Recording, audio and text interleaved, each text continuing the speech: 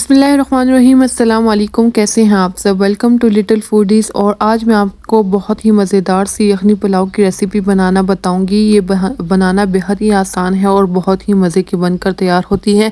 आप इस रेसिपी को बकरा ईद पर भी बना सकते हैं और इसके अलावा किसी दावत वगैरह पर भी बना सकते हैं।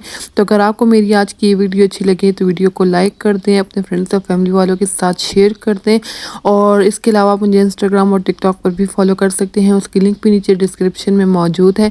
वीडियो को आपने स्किप नहीं करना, वीडियो को आपने एंड तक देखना है। तो इसके लिए सबसे पहले इसकी यखनी तैयार कर लेते हैं। इसके लिए यहाँ पर मैंने 1 किलो गोश्त लिया है और इसके साथ मैंने एक नल्ली भी ली है, जिससे हमारी यखनी बहुत ही मज़े की बनकर तैयार होगी और हमारा पुलाव भी बहुत अच्छा बनेगा। तो इसको मैं प्रेशर कुकर में बना रही हूँ, आप चाहें तो आप इसको पतीले में भी बना सकते हैं। सबसे पहले मैंने 1 किलो गोश्त लिया है और इसमें मैं 1 से 1.5 लीटर मैं इसमें पानी शामिल कर लूँगी। पानी डाल लेने के बाद मैं इसमें कुछ मसाले शामिल करूंगी, जिससे यखनी का जायका और खुशबू दोनों ही बहुत अच्छे आएंगे। इसमें सबसे पहले मैं सूखा धनिया है 1 चाय का चम्मच, नमक आधा खाने का चम्मच, गरम मसाला 1.5 चाय का चम्मच और सौंफ आधा टीस्पून के बराबर मैं इसमें शामिल कर लूँगी। आपने इसमें सौंफ का इस्तेमाल ज़रूर करना है, इससे हमारी यखनी में बहुत अच्छा फ्लेवर आता है। और इसके बाद 2 कड़ी पत्ते हैं और ज़ीरा है 1 टीस्पून के बराबर। यहाँ पर इसके बाद मैं यखनी को बॉईल होने के लिए रख दूँगी और 1 से 2 उबाल आने के बाद मैं इसको कवर करके तो 30 से 35 मिनट के लिए मैं इस यखनी को पकाऊंगी या गोश्त के गलने तक मैं इसको पका लूँगी। तो यहाँ पर यखनी में बॉईल आना स्टार्ट हो चुका है, तो इसके बाद मैं इसको कवर कर दूँगी और मीडियम हाई फ्लेम पर मैं गोश्त के गलने तक इसको पका लूँगी। तो यहाँ पर हमारे गोश्त को 25 से 30 मिनट हो चुके हैं और इसको मैं चेक कर लूँगी। यहाँ पर गोश्त बहुत अच्छे से गल चुका है और गोश्त को आपने बहुत अच्छे से गला लेना है, ये बिल्कुल भी सख्त नहीं होना चाहिए। तो यहाँ पर मैं आपको इसको तोड़कर भी दिखा देती हूँ, आप देख सकते हैं कि ये बहुत अच्छे से गल चुका है।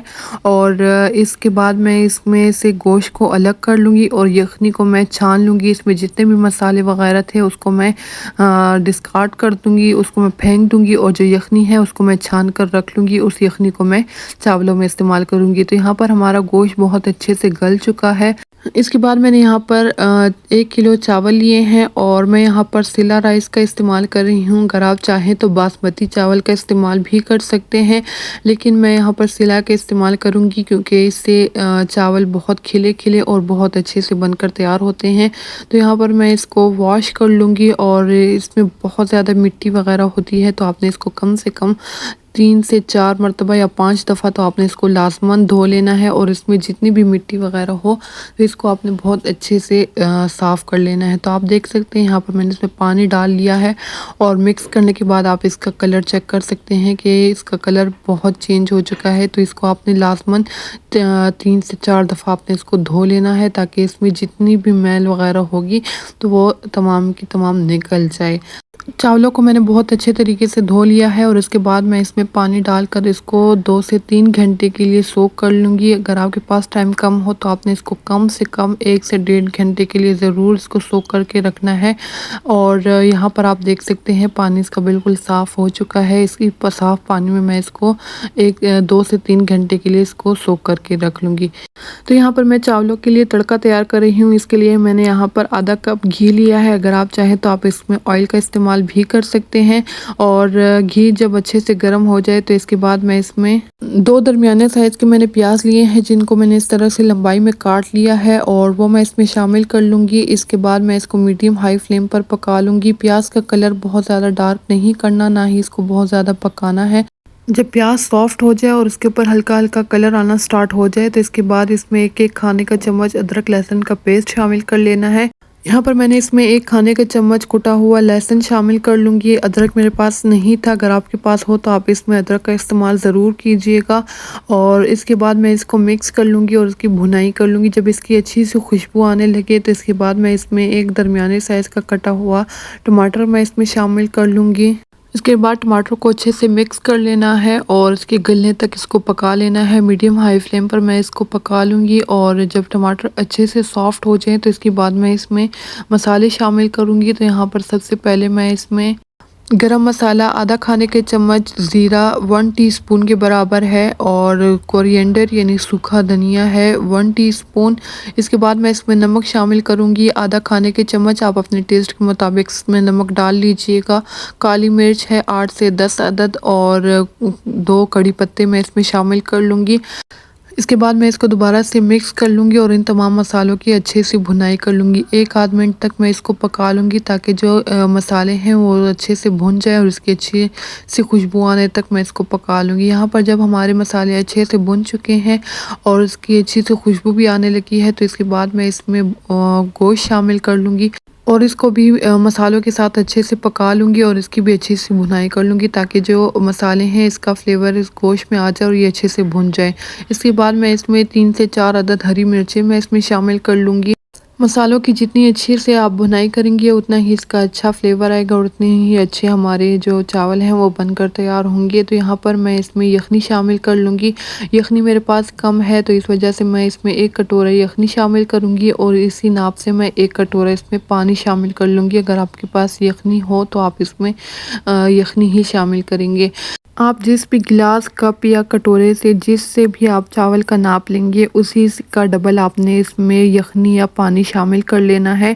तो यहाँ पर मैंने इस कटोरे के नाप से चावल लिए थे और इसका डबल मैंने यखनी और पानी मैंने दोनों मिक्स करके डाल लिए हैं और जब पानी में इस तरह से बॉयल आना स्टार्ट हो जाए तो मैं इसमें चावल शामिल कर लूँगी और चावलों को मैंने 1 से 1.5 से 2 घंटे के लिए मैंने सोक करके रखा था। आप चावलों को जितना सोक करेंगे उतने ही आपके जो चावल हैं वो बहुत अच्छे से बनकर तैयार होंगे और जितना ज़्यादा टाइम आप इसको सोक करेंगे उतना ही ये अच्छे से बनकर तैयार होंगे। तो यहाँ पर मैंने इसमें चावल शामिल कर लिए हैं और इसके बाद मैं इसको मिक्स कर लूँगी। एक बार इसको अच्छे से मिक्स कर लेना है। हाई फ्लेम पर मैं चावलों को बॉईल होने के लिए रख दूँगी। जब चावल इस तरह से बॉईल हो जाए और इसमें बबल्स बनना स्टार्ट हो जाए तो मैं इसको एक बार दोबारा से मिक्स कर लूँगी और यहाँ पर मैं इसका नमक भी चेक कर लूँगी। अगर इस टाइम यखनी में या पानी में नमक थोड़ा सा तेज़ हो तो हमारे चावलों का पानी बिल्कुल ठीक है। थोड़ा सा तेज़ होना चाहिए, बहुत ज़्यादा नहीं। बाकी आप अपने टेस्ट के मुताबिक इसमें डाल सकते हैं। यहाँ पर मुझे नमक थोड़ी सी कम लग रही थी तो 1 टीस्पून के बराबर मैंने इसमें और नमक शामिल कर ली। इसके बाद मैं इसको मिक्स कर लूँगी और इसको गैस को बिल्कुल मीडियम लो करके इसको मैं कवर कर दूँगी और 15 से 20 मिनट के लिए मैं इसको कवर करके पका लूँगी।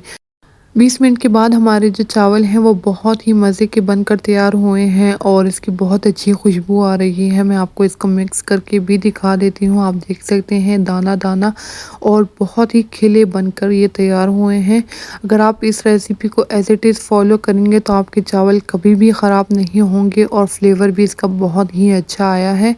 तो इस ईद आपने इस रेसिपी को ज़रूर ट्राई करना है और मुझे कमेंट्स में बताना है कि आपको आज की मेरी ये रेसिपी कैसी लगी। आई होप आपको मेरी आज की ये वीडियो भी अच्छी लगी होगी। वीडियो अच्छी लगी हो तो वीडियो को लाइक कर दें और अपने फ्रेंड्स और फैमिली वालों के साथ शेयर कर दें। चैनल पर नए हैं तो चैनल को सब्सक्राइब कर दें ताकि आने वाली हर नई नोटिफिकेशंस आपको बर वक्त मिल सके। अपने ढेर सारी दुआओं में मुझे याद रखिएगा। Thank you. अल्लाह हाफिज़।